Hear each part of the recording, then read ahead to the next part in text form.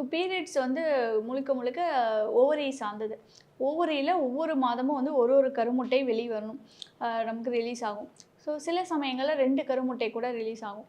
So இந்த கருமுட்டை வளர்ச்சி வந்து பீரியட்ஸ் மிட் ஆஃப் சைக்கிள்ல நமக்கு உருவாகக்கூடியது. அதாவது ஒரு 30 டேஸ் சைக்கிள்ல பார்த்தீங்கன்னா, 40 டூ 15த் டேஸ்ல கருமுட்டை வெளிய வரும். இது வந்து ஓவுலேஷன் பீரியட்ன்னு சொல்லுவோம்.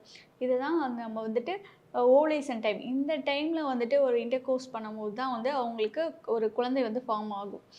So okay. பீரியட்ஸ் ப்ராப்ளம் வந்துட்டு அவங்களுக்கு இந்த கருமுட்டை வளர்ச்சி வராம இருக்கிறதுனால, அவங்களுக்கு பீரியட்ஸ் வந்து இர்ரெகுலரா இருக்கும். ஆனோ ஓவுலேஷன் கூட நம்ம சொல்லலாம். ஸோ ஆனோ ஓவுலேஷன் அப்படின்னா ஓவுலேஷனே ஆகாது. ஆனா பீரியட்ஸ் வரும் சில பேருக்கு. ஓகே. ஸோ ஆனாலும் பீரியட்ஸ் இர்ரெகுலரா இருக்கிறதுக்கு பிசிஓஎஸும் ஒரு காரணம். பாலிசிஸ்டிக்னா அந்த ஓவரியிலேருந்து ஒரு ஒரு முட்டை ஒரு ஒரு மாசம் வளர்ச்சி அடைஞ்சு வரணும். அப்படி வராம அந்த ஓவரியில வந்துட்டு சின்ன சின்ன நீர்க்கட்டிகள்லாம் உருவாகும். இத தான் நம்ம பிசிஓஎஸ்ன்னு நம்ம சொல்றோம்.